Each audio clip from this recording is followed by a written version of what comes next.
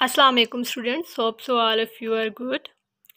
Today our next topic is 9.12 that is diffraction of X-rays by crystals.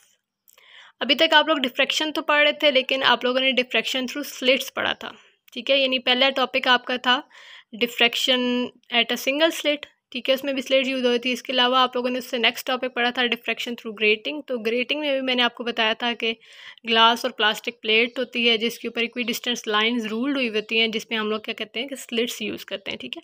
यानी large number of slits use हुई होती हैं, तो उसमें भी हम लोगों ने डिफ्रैक्शन थ्रू स्लिट्स ही पढ़ा। अभी जो आपका टॉपिक है वो है diffraction of X rays by crystals, ठीक है। एक तो इसमें हम लोग एक्स रेज यूज़ कर रहे हैं, दूसरा यहाँ पे हम लोग स्लिट्स की बजाय क्रिस्टल्स यूज़ कर रहे हैं। तो क्यों हम लोग क्रिस्टल्स यूज़ कर रहे हैं या क्रिस्टल की स्टडी के लिए क्यों हम लोगों ने एक्स रेज यूज़ किए हैं, वो भी हम लोग आगे डिस्कस करेंगे। तो सबसे पहले एक्स रेज को देख लेते हैं। एक्स रेज क्या है? X rays are electromagnetic radiations, ठीक है। एक्स रेज क्या होती हैं? इलेक्ट्रोमैग्नेटिक रेडिएशन, ठीक है ना। इसके अलावा यहाँ पे उनकी वेवलेंथ की रेंज लिखी हुई है। इसकी जो एक्स रेज की रेंज होती है वेवलेंथ की, वो होती है 0.01 एंगस्ट्रॉम से लेकर 100 एंगस्ट्रॉम तक।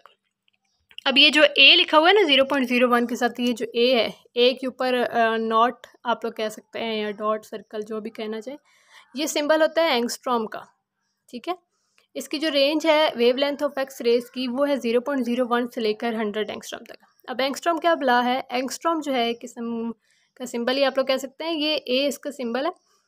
ये किसके इक्वल होता है? 10⁻⁻10 मीटर्स, ठीक है। 10⁻⁻10 मीटर्स की इक्वल होता है। यानी मीटर जो है वो लार्ज यूनिट में आ सकता है और एंगस्ट्रॉम जो है वो बहुत स्मॉल में आ सकता है। तो -10 मीटर के इक्वल होता है। तो यहाँ पे आप लोग ये चेक कर लें कि इसकी रेंज कितनी है, 0.01 एंगस्ट्रॉम से लेकर 100 एंगस्ट्रॉम तक, ठीक है। यानी कि इनकी जो वेवलेंथ होती है वो बहुत शॉर्ट होती है एक्स रेस की। अब वेवलेंथ की अगर हम लोग बात करें तो जितनी वेवलेंथ शॉर्ट होती है रेस की, उतनी उनकी एनर्जी ज़्यादा होती है और पेनिट्रेशन ज़्यादा होती है, ठीक है। पेनिट्रेटिंग पावर ज़्यादा होती है। पेनिट्रेशन क्या होती है कि सपोज मैं कहती हूँ कि कोई रे है, वो किसी मटेरियल में से पास कर जाती है या ट्रांसमिट कर जाती है, तो मैं कहती हूँ ये पेनिट्रेट कर गई है, ठीक है। तो पेनिट्रेशन डिपेंड करती है, हर रेस की डिफरेंट होती है। तो यहाँ पे मैं ये बता रही हूँ आपको कि जितना वेवलेंथ शॉर्ट होगी उतनी उसकी पेनिट्रेटिंग एबिलिटी ज़्यादा होगी, पेनिट्रेटिंग पावर ज़्यादा होगी, वो पेनिट्रेट कर सकेगी किसी ऑब्जेक्ट में से।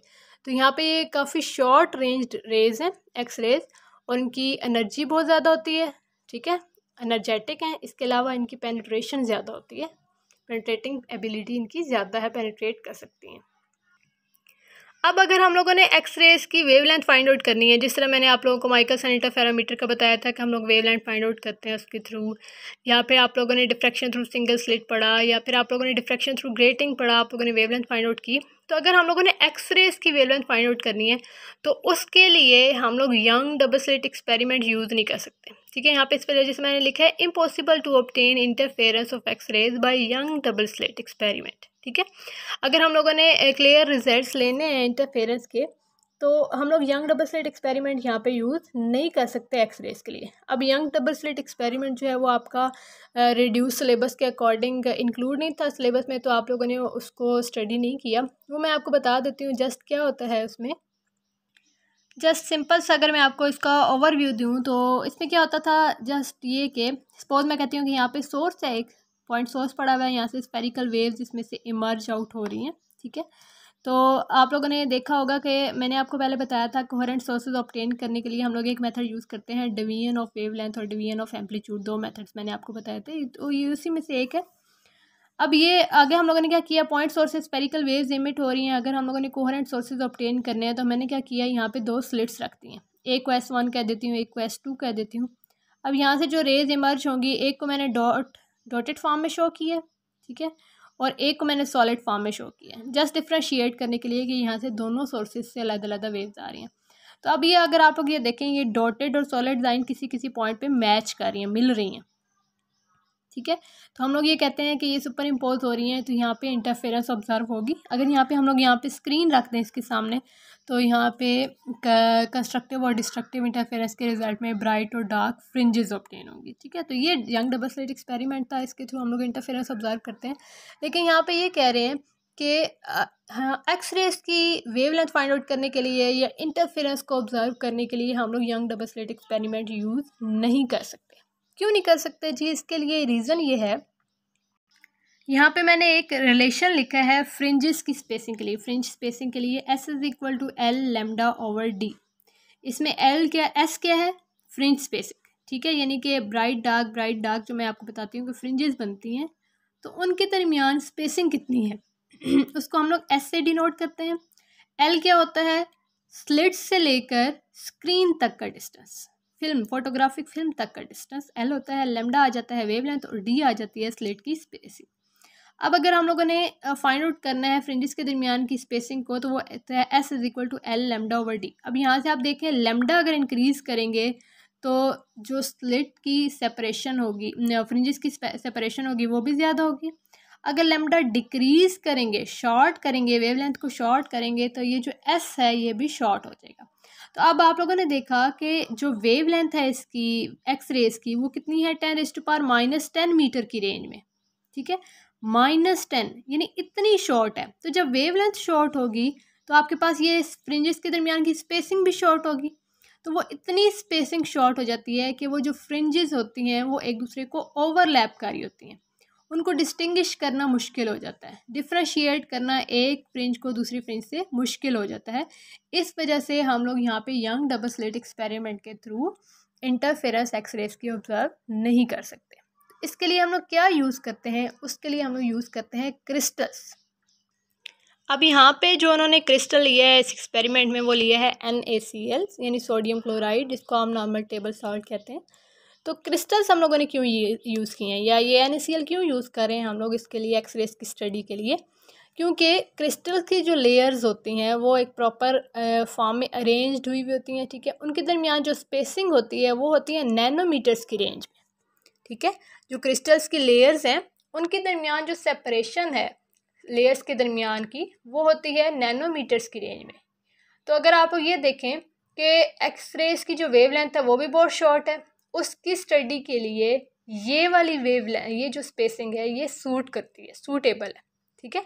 आप लोगों ने मे भी पढ़ा हो पहले कहीं पे इंटरफेरेंस में या डिफ्रैक्शन के टॉपिक में कि अगर आप लोग प्योर या क्लियर आप लोग रिजल्ट्स लेना चाहते हैं ना, तो क्लियर रिजल्ट्स के लिए जो आप वेव्स यूज़ कर रहे हैं उनकी वेवलेंथ और जो स्पेसिंग यूज़ हो रही है या स्लिट्स यूज़ हो रही हैं उनकी आप इसमें स्पेसिंग क्या होनी चाहिए? कंपेरेबल होनी चाहिए। तो यहाँ पे अगर आप लोग ये देखें -10 मीटर्स की रेंज में एक्सरेज की वेवलेंथ है, तो इसी तरह स्पेसिंग जो है वो लेयर्स के दरमियान क्रिस्टल्स की वो भी है नैनोमीटर्स में। तो ये तकरीबन मैग्नीट्यूड में कंपेरेबल है। इस वजह से हम लोगों ने क्रिस्टल्स की स्टडी के लिए एक्सरेज को यूज़ किया। दूसरी तरफ एक्सरेज की स्टडी के लिए हम लोग कह सकते हैं कि हम लोगों ने क्रिस्टल्स को यूज़ किया, ठीक है। तो यहाँ पे हम लोगों ने क्या किया, एक NaCl क्रिस्टल ले लिया। ये आपकी बुक में डायग्राम बनी हुई है। सिंपल यहाँ पे एक क्रिस्टल है, ठीक है। रेज सोर्स से आएंगी, यहाँ से पास आउट होकर आगे डिटेक्टर पे ऑब्जर्व की जाएंगी। तो ये डॉट्स की फॉर्म में, ये जो सेंट्रल डॉट होता है ये ज़्यादा होता है, इसकी विड्थ जो होती है वो ज़्यादा होती है। तो हम ये कहते हैं कि ये सेंट्रल स्पॉट के अराउंड डिफरेंट और भी स्पॉट्स हैं। ये देखें, मैंने कुछ ड्रा किए हैं।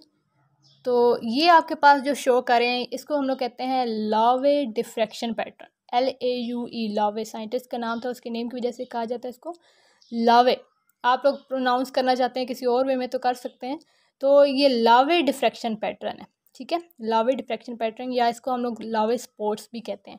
तो हर क्रिस्टल के लिए डिफरेंट टाइप के होंगे। हो सकता है ये NaCl के लिए अगर सपोज मैं कहती हूँ कि इस टाइप का है, तो कोई और क्रिस्टल यूज़ करें तो उसके डिफ्रैक्शन पैटर्न डिफरेंट होगा स्पॉट्स का, ठीक है। तो ये स्पॉट्स की फॉर्म में आता है। एक सेंट्रल स्पॉट होता है, उसके इर्द गिर्द जो होते हैं वो काफ़ी सारे और स्पॉट्स होते हैं। तो इसके थ्रू हम लोग इसको मैच करके हम लोग कह सकते हैं कि यहाँ पे रिंग्स बनते हैं, ब्राइट डार्क इस टाइप के, ठीक है।